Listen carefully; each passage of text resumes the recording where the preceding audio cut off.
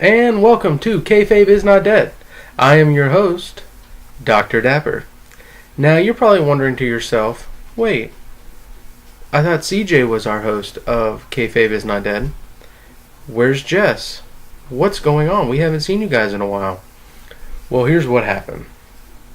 Today is episode 18, the SummerSlam predictions. We're missing episode 17. The Battleground results.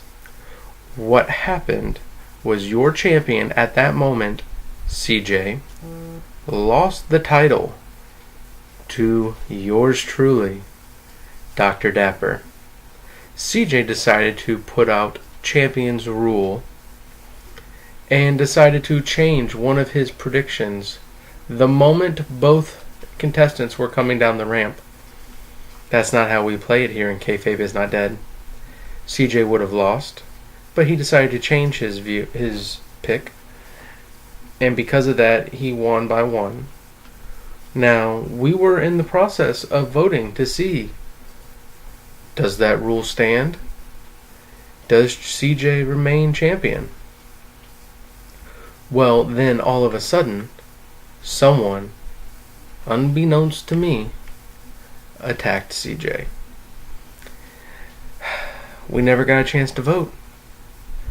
CJ went to the hospital. Jess went with him to watch out for him, take care of him, help him out. And so, because we never had a vote, I mean, this is a democracy after all, boys, your new two-time podcast predictions champion. Get well soon, CJ.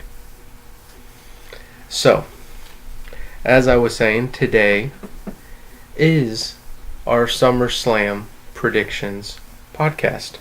So I'm going to go through the matches, the card, pre-show to main event. Now, they were so kind to send me their predictions. I'm going to go over their predictions at the end of the podcast, just to save on time. So, we're going to start off with our first match of the Kickoff show. Jason Jordan and the Hardy Boys versus The Miz and the Miztourage. Now, I don't know if you've been watching Raw and Smackdown lately, but pretty much what we have going is the Miztourage is being the Miztourage. They're doing whatever Miz wants. Miz is somehow making it through day by day. Some days he loses, some days he wins, but because the title never changes, it doesn't really matter. Now we got your Hardy Boys and Kurt Angle's son, Jason Jordan. So, this is pretty much just a way to get 6 guys who aren't on the main card to be on the card. I'm thinking what they're trying to do, because of the way they've been having the Miztourage go against the Hardy Boys, the Miz against Jason Jordan. I feel like this is Jason Jordan's way of getting into the Intercontinental Championship contingency. I mean, that's basically it. The Hardy Boys are just there because we got to break Matt Hardy eventually. I think this is how we're going to do it. And so, my choice will be Jason Jordan and the Hardy Boys going over. Just because, like I said, no titles on the line. Doesn't mean anything if he loses. The next one is the Cruiserweight Championship with Akira Tozawa, who somehow became the champion on Monday, against Neville for a rematch. Now, I didn't watch the match. I hear he went clean over in the middle of the ring. I'm assuming because Neville was pretty much dominating the Cruiserweights, we're going to play it off as he just wasn't prepared. He's fought Tozawa numerous times. Tozawa's lost numerous times. Somehow he got a title shot and won. I haven't been following with 205. But, it didn't really seem like it fit. So I'm assuming during this rematch, Tozawa's going down, Neville's going over. Neville is my pick. The last kickoff is the Smackdown Tag Team Champions, the New Days versus the Usos. Now, the New Day won the titles in Battleground against the Usos. They've been kind of going back and forth, but there's really no other tag teams going on right now. And so, I don't really see the Usos going over. I would love them to. I love the Usos. I love their new gimmick. But I'm thinking the New Day is going to keep it. My vote's going for New Day. Now we're getting to the main card. Big Show versus Big Cass with Enzo hanging over in a shark cage. Now, I know Big Cass is getting a push. I know he's getting a solo run as a heel. Enzo, I don't know what they're going to do with Enzo, but we got to end this feud somehow.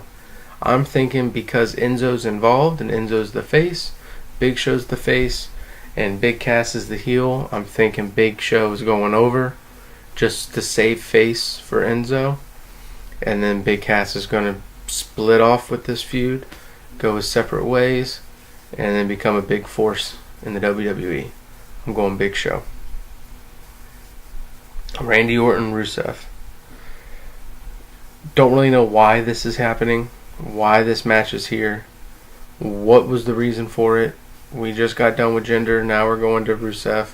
No rhyme or reason, but because of that, I don't see Rusev ever really getting a push, and especially now that he doesn't have Lana in his corner. I'm still a Randy Orton fan, always have, always will be. I'm going Randy, just for principle. John Cena, Baron Corbin.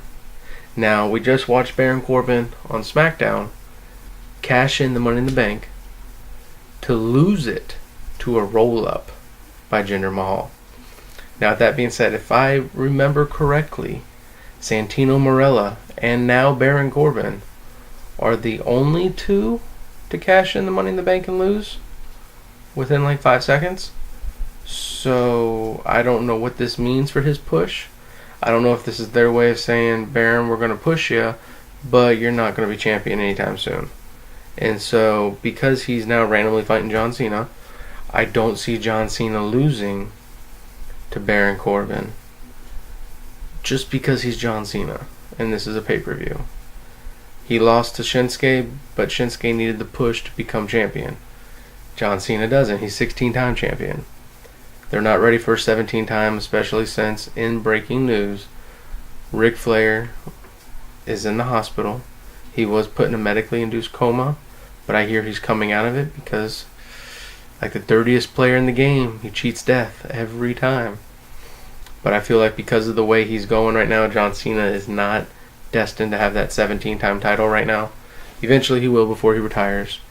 But I'm feeling John Cena's going over Baron Corbin because they just now don't know what to do with him. And I mean, I don't even know what you would do with Baron Corbin. Next one is the Raw Tag Team Champions. You got Sheamus and Cesaro versus the reuniting of 2/3 of the Shield, Dean Ambrose and Seth Rollins. Now, my gut was telling me Dean and Seth.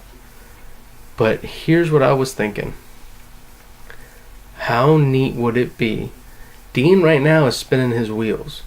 Seth is going over strong as a baby.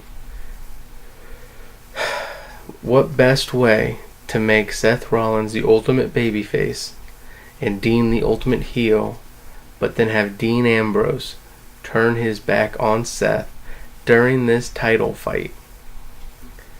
I'm thinking Sheamus and Cesaro go over. It never works out unless you're the Big Show and Chris Jericho, really, that two non-tag team people, singles for lack of a better term, form together to make a tag team where they become champions. It doesn't happen too often, and lately it never happens. And so I'm thinking we're forming this to get the Shield that everybody wanted, but Dean's going to turn heel, making Seth the ultimate babyface. Cesaro and Sheamus going over. We're going to get us a feud between Dean and Seth. That's what I'm thinking. If they win, though, I'll be ecstatic because I love the Shield. Roman, I mean, he can't go back to it just because of the fan popularity or lack thereof in some cities. So, Cesaro and Sheamus going over. Now we got the SmackDown Women's Champion, Naomi versus Natalya. So now, pretty much, Natalya earned her victory during the Fatal 5-Way Battleground. She's been pretty strong. I mean, as a heel, She's been doing good. Now you got Naomi, babyface. Babyfaces always play ignorant and are just unaware of a heel's cheating, pretty much. We also have Carmella as the Money in the Bank Women's Champion. I'm thinking something's going to happen to where Naomi gets distracted, Natalya goes over, becomes the new champion, and that's it. I don't think Carmella's going to cash in, because Baron Corbin cashed in like 4 days ago and lost. I don't think they're going to do a repeat. I hear a rumor, it's been a rumor for a while, Natalya's going to retire. I think they're going to have her retire on top because she's been such a great hand and a great wrestler. I know not many people are fans of her work, but I've always liked her. I liked her on Total Divas. I liked her pretty much. She's done everything. She deserves to be the champion before she retires, at least. So I'm saying Natalya's going over Naomi because someone's going to distract Naomi to keep both strong. Next is the Raw's Women's Champion, Alexa Bliss versus Sasha Banks. Sasha Banks now won her number one contendership by defeating Nia Jax, which I have no idea why you would have Nia Jax be submitted by Sasha Banks, who weighs like 100 pounds, a third of Nia Jax's size, and you have her submit her? You just took the monster out of her. She's not a monster anymore. She is now nowhere close to being Braun Strowman's caliber. You ruined her because Sasha Banks submitted her clean in the center of the ring. But I'm always a fan of Alexa Bliss. She always surprises me. She's a dirty player. I love the dirty heels. Hey, like JBL says, is it wrong if it's not seen? I don't know.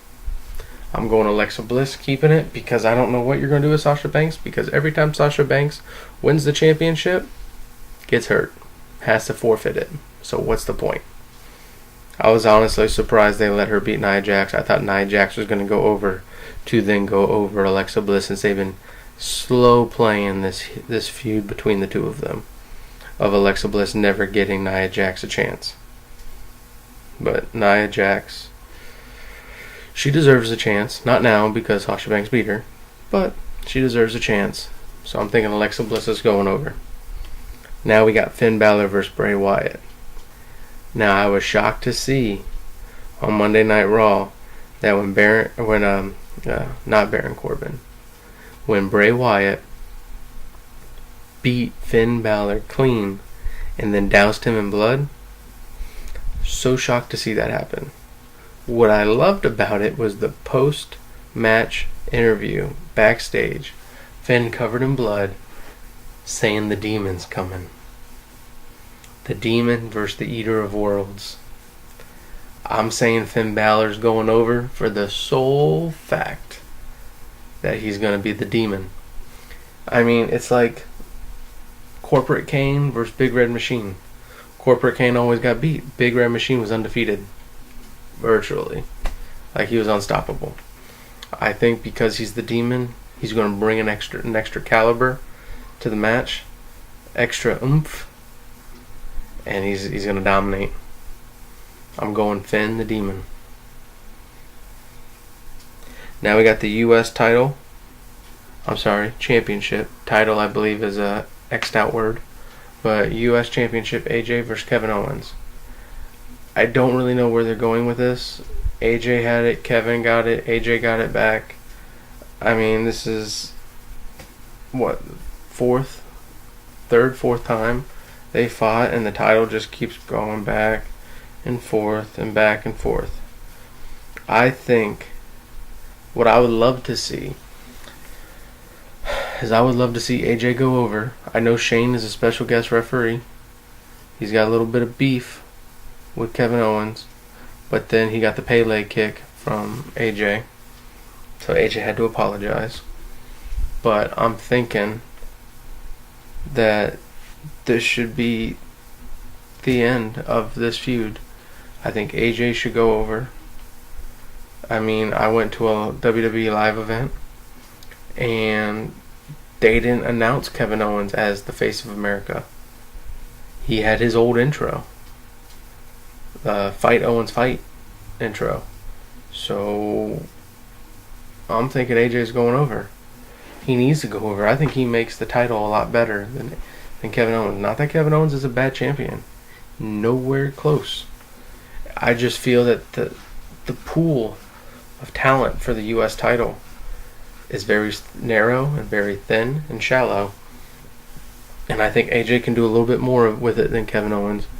I think Kevin Owens needs to go for Intercontinental if he goes to SmackDown. Or I think he needs to go for the championships. The Universal or the World Champion is what I think. But I'm going AJ Styles. Now we're to one of two main events. We got the WWE Championship with Jinder Mahal versus Shinsuke. I am so happy that Shinsuke won.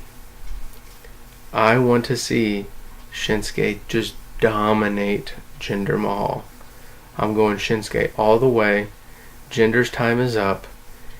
I mean, they destroyed him with the Randy Orton feud. They had him beat Randy 3 times, I think, with the Singh brothers in hand or in tow.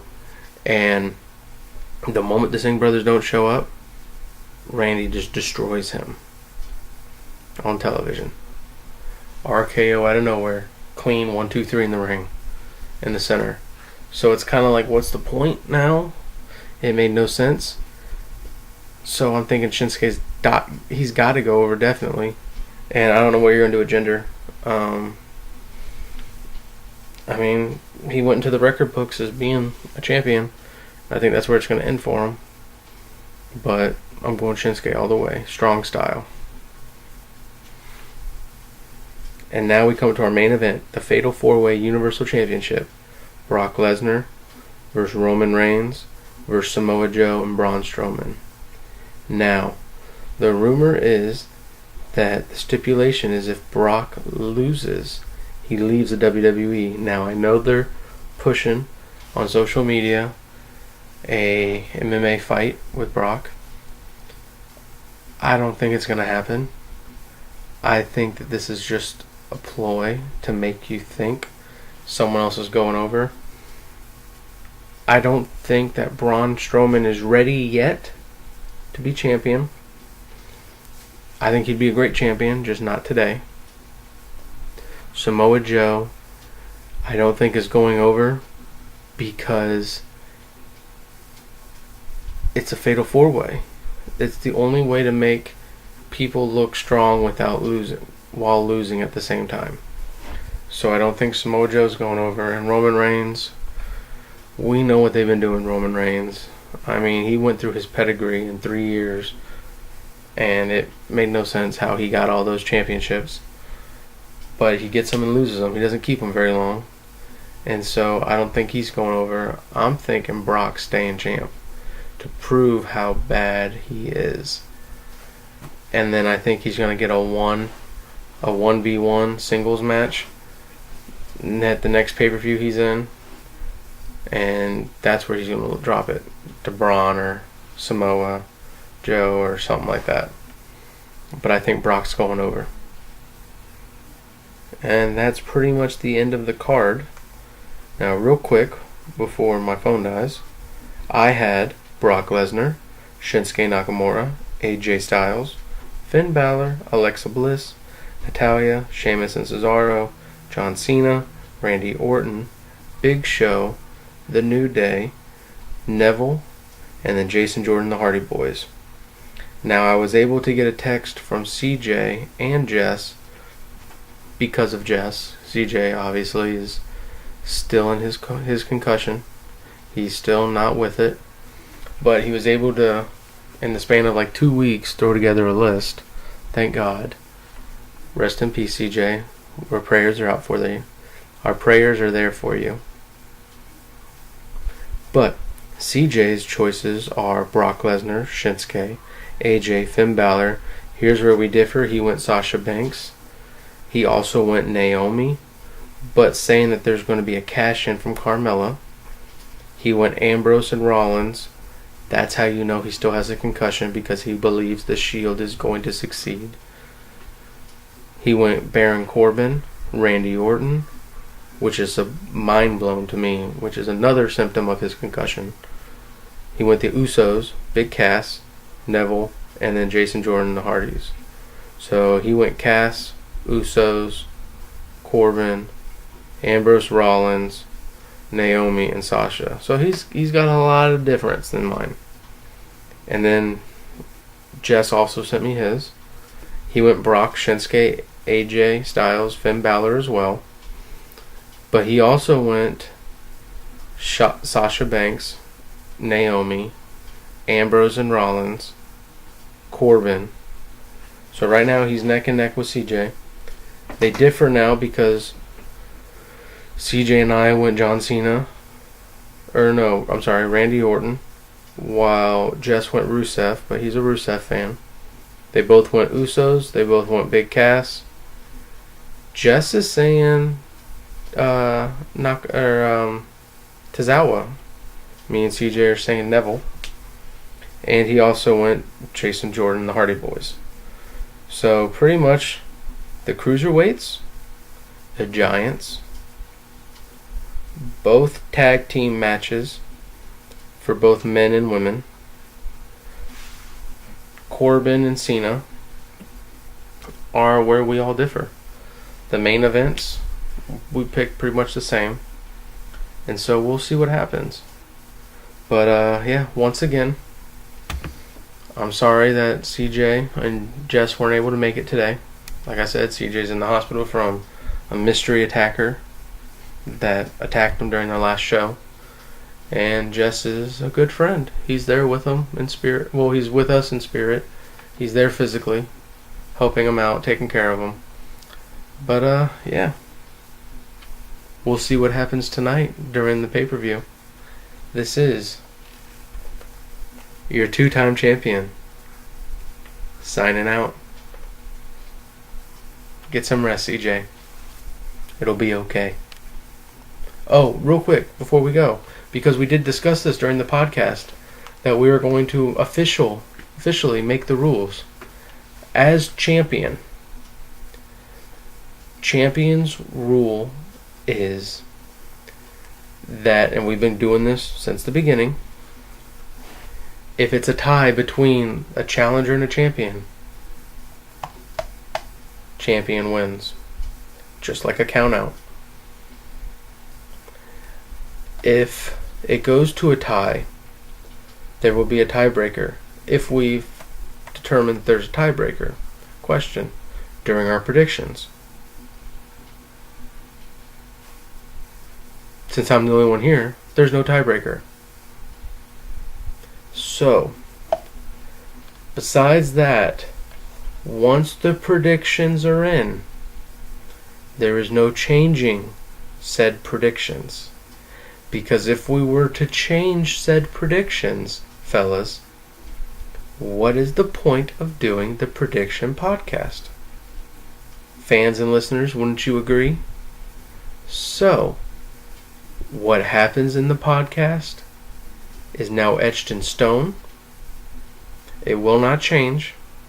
The only way it changes is if the match never happened, or if because of injury or suspension or something to where they had to add in a new match that was not put onto the predictions. We will all discuss it before the match starts, or at least before it ends and gets halfway. We will discuss our choices and we will pick our choice. And during the review, we will tell you what happened, why we added this match, and what our choices were. But there is no, oh, I'm losing because I'm the champion, so I'm deciding to change my vote. No. This is not Vietnam, CJ. There's rules. All in favor for these rules? All opposed? I guess no one opposes. So this is your 2-time podcast predictions champion signing out. See you guys after SummerSlam.